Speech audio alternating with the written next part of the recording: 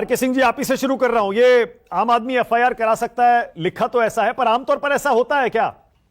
जो Kashmir, north east ऐसे राज्य हैं आरके सिंह जी, वहां तो हम अक्सर सुनते हैं पुलिस एफआईआर कर लेती है सुरक्षा बलों के खिलाफ, पर जो पीसफुल स्टेट्स और सिटीज हैं वहां पर भी ऐसा होता है क्या कि आम आदमी पहुंच जाए, मुझे इस पुलिस वाले के खिलाफ एफआईआर करनी है या ये आरएफ वाले के खिलाफ एफआईआर करनी है, क्या करनी पड़ेगी क्या पुलिस को?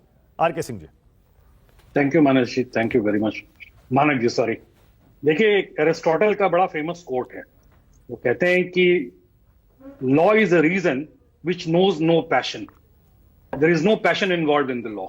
Since last 3-4 hours we are witnessing inside the court कि एक पैशन है इस पूरे मसले को लेकर। अब रह गई बात कि एक आम आदमी एफआईआर दर्ज कर सकता है कि नहीं। बिल्कुल कर सकता है, इसमें कहीं कोई ये नहीं है, बैन नहीं है, वो कर सकता है। लेकिन इस मौजूदा केस में आपने अपने ओपनिंग स्टेटमेंट में कहा कि जो सुप्रीम कोर्ट कॉन्स्टिट्यूटेड कमीशन है उसने टर्म्स ऑफ रेफरेंस फिक्स करे हैं।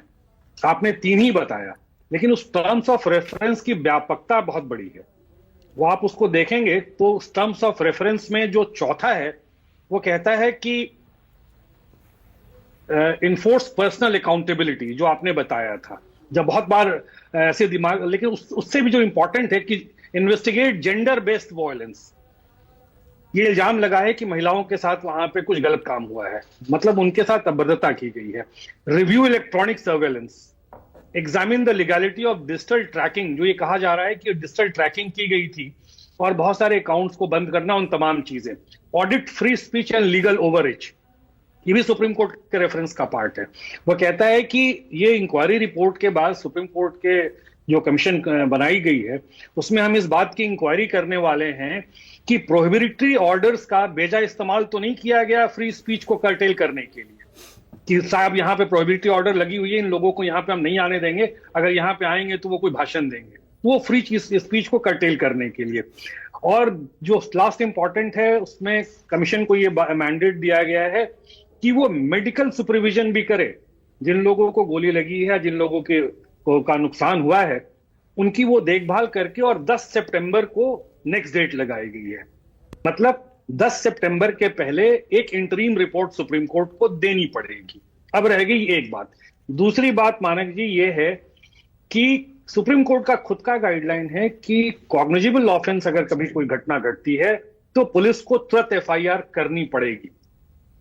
ये तो कॉग्निजेबल ऑफेंस है, लेकिन इससे इतर एक जुडिशियल प्रेसिडेंट है।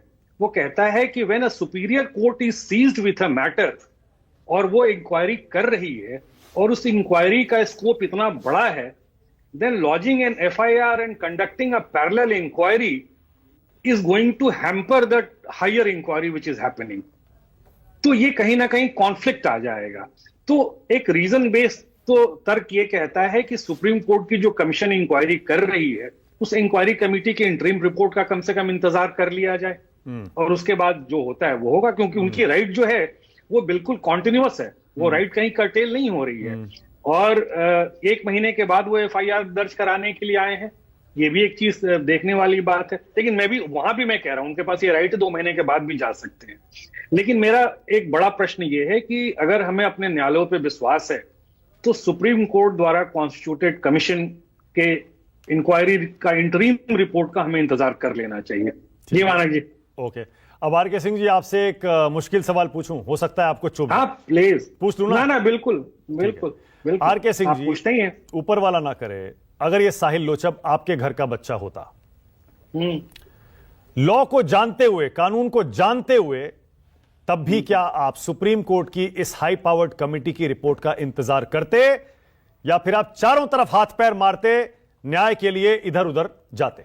आरके सिंह जी, जब आपने इतना मेरे से मुझसे ये पूछ ही लिया तो मैं इसका जवाब भी दे देता हूं, क्योंकि ये प्रश्न इज डायरेक्टेड ऑन मी। अगर कुछ ऐसा होता, अगर हमारा बच्चा होता या हमारे घर का बच्चा होता, तो मैं थाने तो जरूर जाता है एफआईआर दर्ज करने के लिए। अगर वो 4 घंटे के अंदर, 2 घंटे के अंदर एफआईआर दर्ज नहीं करते तो मैं उसी दिन दोपहर में कचहरी चला जाता 175 में एफआईआर करने के लिए। मैं तुरंत कोर्ट में चला जाता। मैं 8 घंटे तक कोर्ट में नहीं बैठा रहता, पुलिस स्टेशन में नहीं बैठा रहता, because my intention would be to get the FIR registered any how.